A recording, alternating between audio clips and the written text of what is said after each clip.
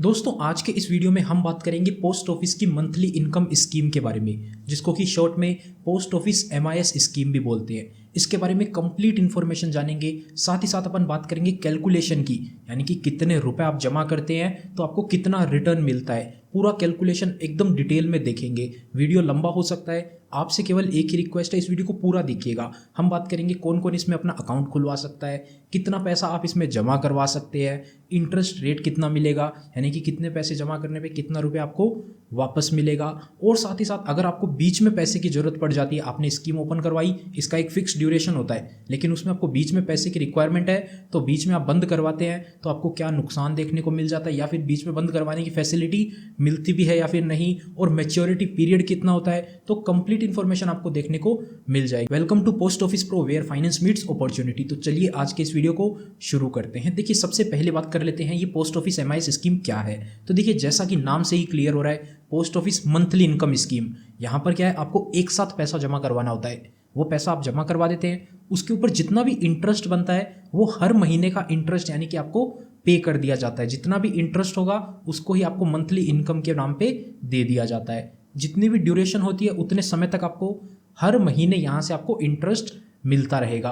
और जो भी इसका मैच्योरिटी पीरियड होता है, उस समय के बाद में जितना पैसा आपने जमा करवाया था स्टार्टिंग में, वो पैसा आपको पूरा का पूरा वापस मिल जाएगा। यानी कि हर महीने के बाद में आपको इंटरेस्ट तो मिल ही रहा था और जो पैसा आपने जमा करवाया वो आपको मैच्योरिटी पे मिल जाएगा। तो चलिए सबसे पहले बात कर लेते हैं अब कौन कौन इसमें अपना अकाउंट खुलवा सकता है। तो देखिए कोई भी इंडियन रेजिडेंट हो उसके नाम पे यहाँ पे अकाउंट खुलवाया जा सकता है। जिसकी उम्र 10 साल से ज़्यादा है वो अपने नाम पे अकाउंट खुलवा सकता है। यानी कि 18 साल से कम है तो उसका अकाउंट तो माइनर अकाउंट रहेगा, लेकिन उसके नाम पे अकाउंट ओपन हो जाएगा। जैसे ही उसकी एज 18 से ज़्यादा होगी वो पैसा उसके नाम पर हो जाएगा। और माइनर के नाम पे भी अकाउंट खुलवाना है तो माइनर के नाम पे भी खुल सकता है। यानी कि 10 साल से कम है उनके नाम पे भी अकाउंट खुलवाना है तो उनका अकाउंट जो है वो गार्जियन के साथ में खुल जाएगा। वो गार्जियन मैनेज करेगा पैसा, और जो मैक्सिमम लिमिट होती है इस अकाउंट में पैसा जमा करवाने की वो गार्जियन की अलग होगी और माइनर की अलग होगी। तो ऐसे करके आप डबल बेनिफिट भी ले सकते हैं। और अगर आप जॉइंट अकाउंट ओपन करवाना चाहते हैं तो जॉइंट अकाउंट की भी फैसिलिटी यहाँ पर आपको मिल जाती है।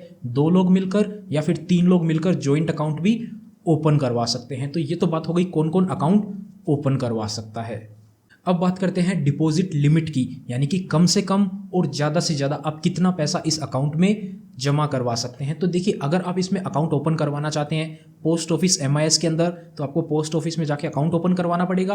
और कम से कम आप 1000 रुपये के साथ में अपना अकाउंट ओपन करवा सकते हैं। 1000 रुपये से भी आप अपना अकाउंट ओपन करवाना चाहें करवा सकते हैं। 1000 के ऊपर इंटरेस्ट रेट देखिए मंथली बहुत कम होएगा, लेकिन फिर भी आपको फैसिलिटी मिल जाती है। उसी के साथ में ज़्यादा से ज़्यादा की बात करें तो एक व्यक्ति के नाम पर 9 लाख रुपए का इन्वेस्टमेंट किया जा सकता है। एक पर्सन अपने नाम से 9 लाख रुपए इन्वेस्ट कर सकता है। उसी के साथ साथ जॉइंट अकाउंट की बात करें तो जॉइंट अकाउंट जो होता है उसके अंदर क्या है, मैक्सिमम एक जॉइंट अकाउंट के अंदर 15 लाख रुपए जमा किए जा सकते हैं। अब देखिए नंबर ऑफ अकाउंट की बात करें, यानी कि एक व्यक्ति कितने खाते खुलवा सकता है, तो इसकी कोई भी लिमिट नहीं है, लेकिन जो अकाउंट होता है उसकी लिमिट है। अगर आपने सिंगल अकाउंट ओपन करवाया है तो उस एक अकाउंट के अंदर मैक्सिमम 9 लाख रुपए जमा करवा सकते हैं, और एक व्यक्ति भी मैक्सिमम 9 लाख रुपए ही जमा करवा सकता है। आज से कुछ समय पहले तक ये लिमिट 4.5 लाख की थी, लेकिन इसको अब डबल कर दिया गया है। एक व्यक्ति 9 लाख रुपए जमा करवा सकता है, जॉइंट अकाउंट में 15 लाख रुपए जमा हो सकते हैं। अब देखिए एक जॉइंट अकाउंट है, 3 लोगों ने मिलकर अकाउंट ओपन करवाया, उन्होंने क्या करा 15 लाख उसमें जमा करवा दिए, तो क्या माना जाएगा, जॉइंट अकाउंट में तीनों के 5-5 लाख रुपए हो गए। अब वो खुद का अलग से अकाउंट भी ओपन करवा सकते हैं, लेकिन 5 लाख तो उनके यहाँ पर हो गए, तो वो बचते हैं 9 में से 5 गए 4 लाख रुपए। तो वो 4 लाख रुपए और इन्वेस्ट कर सकते हैं, चाहे तो वो कहीं पे जॉइंट अकाउंट में करें या फिर वो 4 लाख रुपए एक एक व्यक्ति 4-4 लाख रुपए अपने अलग से भी इन्वेस्ट कर सकता है, या वो तीनों मिलके ही एक और जॉइंट अकाउंट खोल ले जहां पर वो 12 लाख रुपए और जमा करवा दें। तो टोटल दोनों अकाउंट में पैसा हो गया 27 लाख रुपए, और 3 लोग थे, तीनों का पैसा हो गया 9 यानी कि 27 लाख रुपए। तो टोटल अमाउंट भी हो गया, टोटल लिमिट भी हो गई। तो एक व्यक्ति 1,000 रुपए के कितने भी अकाउंट खुलवा सकता है जब तक उसकी लिमिट 9 लाख रुपए नहीं हो जाती है।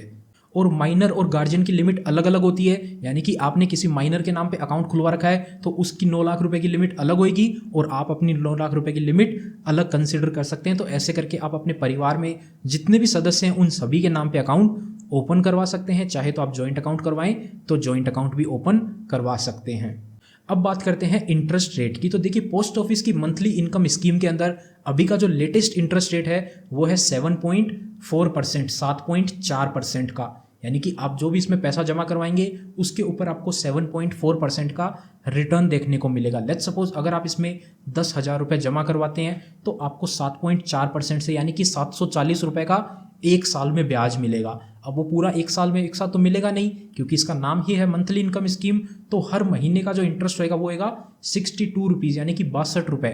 740 रुपये को आप 12 से भाग कर देंगे तो 62 रुपये निकल के आता है। हर महीने आपको 10,000 रुपये अगर आप जमा करते हैं तो हर महीने आपको 62 रुपये का इंटरेस्ट मिलता रहेगा लगातार, जब तक ये आपका पैसा इसमें पड़ा रहता है। उसके अलावा यहाँ पर क्या है कि आपको कंपाउंडिंग का बेनिफिट देखने को नहीं मिलता है, क्योंकि ये मंथली इनकम स्कीम है तो कंपाउंडिंग का बेनिफिट तो आपको देखने को नहीं मिलेगा। उसी के साथ साथ यहाँ पर आपको जो इंटरेस्ट मिल रहा है वो इंटरेस्ट आपके लिए टैक्सेबल रहने वाला है। यानी कि अगर आप टैक्सेबल लिमिट में आते हैं, आपकी इस इंटरेस्ट को मिला के और बाकी सभी जगह की इंटरेस्ट को मिला के अगर आपकी इनकम टैक्स लिमिट से ज़्यादा हो जाती है, यानी कि 5 लाख रुपए से ज़्यादा हो जाती है, तो आपकी स्लैब रेट के अकॉर्डिंग आपको इनकम टैक्स भी पे करना पड़ेगा इस इंटरेस्ट के ऊपर।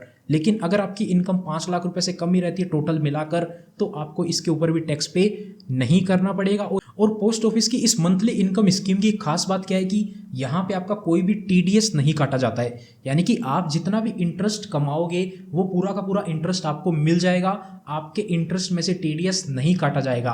अगर आप टैक्स लिमिट में आते हो तो जैसा कि आपको बताया आपको खुद से टैक्स पे कर देना पड़ेगा, लेकिन बाकी बैंक डिपॉजिट या फिर और भी पोस्ट ऑफिस की स्कीम के कंपैरिजन में यहाँ पे टीडीएस नहीं काटा जाता है। आपका जो भी इंटरेस्ट बनता है वो पूरा का पूरा इंटरेस्ट आपको मिल जाएगा मंथली इनकम की तरीके से, और मैच्योरिटी पे भी जो आपने पैसा दिया था वो पूरा आपको मिल जाएगा बिना किसी डिडक्शन के। तो टैक्स बनता है तो आप खुद से पे करो, नहीं बनता तो टैक्स पे करने की जरूरत है ही नहीं यहाँ पे। अब बात करते हैं मैच्योरिटी पीरियड की, यानी कि एक बार आपने पैसा जमा करवा दिया तो कितने समय बाद आपको पूरा पैसा वापस मिलेगा। तो इस स्कीम का जो मैच्योरिटी पीरियड है वो है 5 साल का। आज से काफ़ी समय पहले ही जो पोस्ट ऑफिस की MIS स्कीम होती थी इसके अंदर आपको अलग अलग ऑप्शन मिलते थे, 1 साल, 2 साल, 3 साल और 5 साल। पोस्ट ऑफिस की FD की तरह ही यहाँ पे आपको ऑप्शन मिलते थे, आप कितने भी ड्यूरेशन की MIS सेलेक्ट कर सकते थे। लेकिन आज के टाइम में केवल पोस्ट ऑफिस की MIS 5 साल के लिए ही उपलब्ध है। यानी कि आपको एक बार पैसा जमा करवाना है, हर महीने आपको इंटरेस्ट मिलता जाएगा, और 5 साल कंप्लीट होने के बाद में जो पैसा आपने स्टार्टिंग में दिया था वो पैसा आपको वापस पूरा मिल जाएगा। और यहीं पे बीच में अगर किसी अकाउंट होल्डर की डेथ हो जाती है, मृत्यु हो जाती है, तो उस केस में क्या होगा, अगर उस अकाउंट में नॉमिनेशन होगा तो उस नॉमिनी को पैसा दे दिया जाएगा, और जैसे ही डेथ होती है उसी दिन पे अकाउंट को बंद कर दिया जाएगा। तो यानी कि अब आप बोलेंगे पोस्ट ऑफिस वालों को कैसे पता चलेगा, तो वो डॉक्यूमेंट मांगते हैं, डेथ सर्टिफिकेट होगा, उसमें clearly date of death mention होती है, तो उस दिन तक का ही इंटरेस्ट पे किया जाएगा। जिसको भी नॉमिनी होगा तो नॉमिनी को पे कर दिया जाएगा, अगर नॉमिनी नहीं है तो लीगल हेयर को जाना पड़ेगा, वो कानूनी कार्रवाई होती है, वो आपको डॉक्यूमेंट सबमिट करवा के देना पड़ेगा, उसमें लेंदी प्रोसेस होता है। तो उससे बेटर यही होता है कि आप वहाँ पर अपना नॉमिनी ऐड करवा लें, और नॉमिनी के नाम की जो स्पेलिंग होती है वो ध्यान देखिएगा करेक्ट होनी चाहिए। काफ़ी केसेस में क्या होता है, नॉमिनी को इतना सीरियसली लेते नहीं है, अकाउंट ओपन करवाने के टाइम ऐसे ही बता देते हैं, वो स्पेलिंग वगैरह मिस्टेक हो जाती है, फिर वो बाद में आपको दिक्कत देखनी पड़ सकती है। तो यहाँ पर क्या होता है, आप अकाउंट ओपन करवाएं, उसी टाइम पे आप नॉमिनी की भी फैसिलिटी अवेल कर लें, ताकि नॉमिनेशन आप फाइल कर देंगे तो मैच्योरिटी पे या फिर बाई चांस अगर भगवान ना करे ऐसा हो कोई डेथ हो जाती है बीच में किसी अकाउंट होल्डर की, तो नॉमिनी को दिक्कत ना आए पैसा रिकवर करने में। और उसी के साथ साथ 5 साल कंप्लीट होने के बाद में मैच्योरिटी हो जाती है, अकाउंट होल्डर को वो 5 साल के बाद में पूरा पैसा वापस मिल जाता है। यहाँ पे आपको रिन्यूअल की, री इन्वेस्ट की फैसिलिटी नहीं मिलती है, लेकिन अब दोबारा से इन्वेस्ट करना चाहते हैं तो कर सकते हैं। 5 साल पूरे होने के बाद आपको पैसा मिल गया, अब उसको दोबारा से नए तरीके से आप अकाउंट ओपन करवा सकते हैं। मैक्सिमम लिमिट जो होगी उसको आप कंसिडर कर सकते हैं और उस तरीके से आप पैसा जमा करवा सकते हैं। लेकिन इस स्कीम को आप बोले एक्सटेंड करवा ले, 5 साल से कम करवा ले, ज़्यादा करवा ले, वो फैसिलिटी आपको नहीं मिलती है। 5 साल के लिए आपका पैसा लॉक इन हो जाएगा। उसी के अलावा आपको बीच में पैसे की रिक्वायरमेंट आ जाती है तो उसको बोलते हैं प्री मैच्योर क्लोजर, तो वो फैसिलिटी भी आपको मिल जाती है। अब देखिए, आपने स्टार्टिंग में पैसा दिया तो गवर्नमेंट को आपने क्या बोला, हम 5 साल के लिए पैसा दे रहे हैं, लेकिन आप बीच में ही 1 साल, 2 साल, 3 साल बाद पैसा लेने की कोशिश करेंगे तो यहाँ पे आपको पेनल्टी तो चार्ज की जाएगी। तो यहाँ पर क्या होता है, आप 5 साल के लिए पैसा जमा करवाया, आप पहले साल के अंदर अकाउंट बंद करवाना चाहते हैं तो नहीं करवा सकते हैं, अकाउंट बंद करवाने की फैसिलिटी ही नहीं मिलती है। दूसरे और तीसरे साल के बीच में आप अकाउंट बंद करवाना चाहते हैं, यानी कि 1 साल के बाद में तीसरे साल से पहले तक आप अकाउंट बंद करवाना चाहते हैं तो आप करवा सकते हैं। आपने जितना भी पैसा जमा किया था प्रिंसिपल अमाउंट, उसमें से 2% की पेनल्टी काट ली जाएगी। जैसे कि आपने 1 लाख रुपए जमा किया, आपने 2 साल पैसा जमा करके रखा, उसके बाद में आप बोलते हैं आपको बीच में ही बंद करवाना है, तो 1 लाख रुपए जो आपने जमा करे थे, आपको हर महीने का इंटरेस्ट तो मिल रहा है, वहाँ पर कोई दिक्कत नहीं है, जहाँ तक आपको इंटरेस्ट मिल रहा था वो इंटरेस्ट आपका। लेकिन आप 1.5 साल 2 साल के बाद जहाँ भी बंद करवा रहे हैं अकाउंट को, तो आपको क्या होगा, वहाँ पर से 2% पेनल्टी काट ली जाएगी और आपको 1 लाख की जगह 98 यानी कि 98,000 रुपये ही वापस दिए जाएंगे।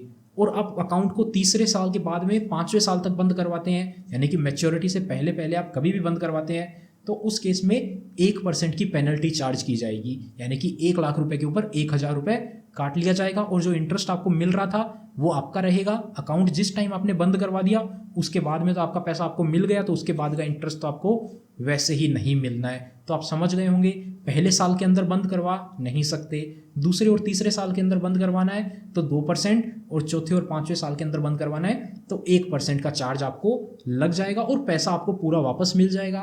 देखिए ये केसेस क्या होते हैं, इमरजेंसी का केस है, आपको रिक्वायरमेंट आ जाती है अर्जेंट में, तो आप बंद करवा सकते हैं, वैसे कोई दिक्कत नहीं होती, ऐसा कोई आपको नुकसान नहीं होता है। यानी कि आपको लगभग 7% का इंटरेस्ट मिल रहा था, तो वहीं पे से आप उसको एडजस्ट कर लीजिए। आप ऐसा अज्यूम करिए कि आपका इंटरेस्ट रेट 5 या 6% का हो गया, वो भी 1 साल का ही, आपको बाकी इंटरेस्ट से ऐसा नहीं है कि आपको नुकसान हो जाए। आपको काफ़ी लोग बोलेंगे आप एफडी को बीच में बंद करवाते हैं, इस स्कीम को बीच में बंद करवाते हैं, आपको नुकसान हो जाता है। नुकसान नहीं होता है, वो पैसा आपका ही होता है, बस इंटरेस्ट रेट कम हो जाता है। तो इमरजेंसी के केस में बंद ही करवाना अच्छा ऑप्शन होता है। इसके ऊपर आपको लोन की फैसिलिटी नहीं मिलती है। बाकी पोस्ट ऑफिस की एफडी और अलग स्कीम्स होती है, उनमें आप लोन ले सकते हैं, लेकिन यहाँ पर आप लोन नहीं ले सकते, आपको पैसे की रिक्वायरमेंट है तो आप बीच में बंद ही करवा सकते हैं। अब बात करते हैं फाइनल इंटरेस्ट कैलकुलेशन की, जिसके लिए आप इंतजार कर रहे होंगे। इंटरेस्ट कैलकुलेशन में हम देखेंगे अलग अलग अमाउंट आप जमा करवाते हैं तो आपको कितना पैसा हर महीने मिलेगा। तो देखिए अगर आप यहाँ पर 10,000 रुपये जमा करवाते हैं तो जैसा कि आपको ऑलरेडी बताया 740 रुपये, यानी कि हर महीने 62 रुपये का इंटरेस्ट आपको मिलता रहेगा, 5 सालों तक मिलेगा, यानी कि 60 बार आपको मिलेगा 62 रुपये, जो टोटल हो जाएगा आप देख सकते हैं कितना, उतना पैसा आपको मिलेगा और 10,000 रुपये आपको मैच्योरिटी पे पूरे मिल जाएंगे। अगर आप 50,000 रुपये जमा करवाते हैं तो हर महीने आपको 308 रुपये का इंटरेस्ट मिलेगा, जो कि 12 महीने का हो जाता है 3700 रुपये। 50,000 के ऊपर आप कैलकुलेट कर सकते हैं, 7.4 के रेट से 3700 रुपये ही निकल के आएगा और मैच्योरिटी पे 50,000 आपको पूरा मिल जाएगा। उसी के अलावा अगर आप 1 लाख रुपये जमा करते हैं तो आपको मिलेगा 617 रुपये का इंटरेस्ट हर महीने। और वहीं अगर आप इस स्कीम में 3 लाख रुपये जमा करते हैं तो आप देख सकते हैं 5,550 रुपये आपको हर महीने मिलेगा, जो कि 1 साल का हो जाता है 66,600 रुपये का इंटरेस्ट। उसी के साथ साथ आप अगर 15 लाख रुपए जमा करते हैं इस स्कीम में, जो कि एक जॉइंट अकाउंट की फैसिलिटी मिल जाती है, तो यहाँ पर आपको 1,11,000 रुपये का इंटरेस्ट मिलेगा 1 साल के अंदर, जो कि मंथली हो जाता है 9,250 रुपये। तो आप जॉइंट अकाउंट ओपन करवाते हैं, 15 लाख रुपये आप उसमें जमा करवा सकते हैं, उस पर आपको कितना इंटरेस्ट मिलेगा, 9,250 रुपये हर महीने मिलेगा। लगभग पूरे के पूरे 60 महीने तक आपको इंटरेस्ट मिलेगा और मैच्योरिटी पे 15 लाख रुपये आपका वापस मिल जाएगा। बाकी भी आप स्क्रीन पर कैलकुलेशन देख सकते हैं, 2 लाख, 3 लाख, 5 लाख और 10 लाख रुपए के लिए आप जितना पैसा इसमें जमा करवाना चाहते हैं करवा सकते हैं। लिमिट आपको बता दी है, स्क्रीन पर भी आप देख सकते हैं। अगर आप जितना पैसा जमा करवाना चाहते हैं उसका एग्जाम्पल हमने नहीं दिया, आप खुद से भी कैलकुलेट कर सकते हैं। नहीं कर पा रहे हैं कमेंट करके बता दीजिए, हम कमेंट में आपका रिप्लाई जरूर करेंगे। तो फ्रेंड्स इस वीडियो में इतना ही था, उम्मीद करते हैं आपको वीडियो पसंद आई होगी। अगर वीडियो पसंद आई तो वीडियो को लाइक कीजिएगा, और अभी तक इस वीडियो को देख रहे हैं तो कमेंट में आप अपने शहर का नाम जरूर बताइएगा, ताकि हमें भी पता चल सके कहाँ से हमारी वीडियो को पूरा देखा जा रहा है। मिलते हैं आपसे फिर किसी नए और इंटरेस्टिंग वीडियो में, तब तक के लिए अपना ख्याल रखिएगा।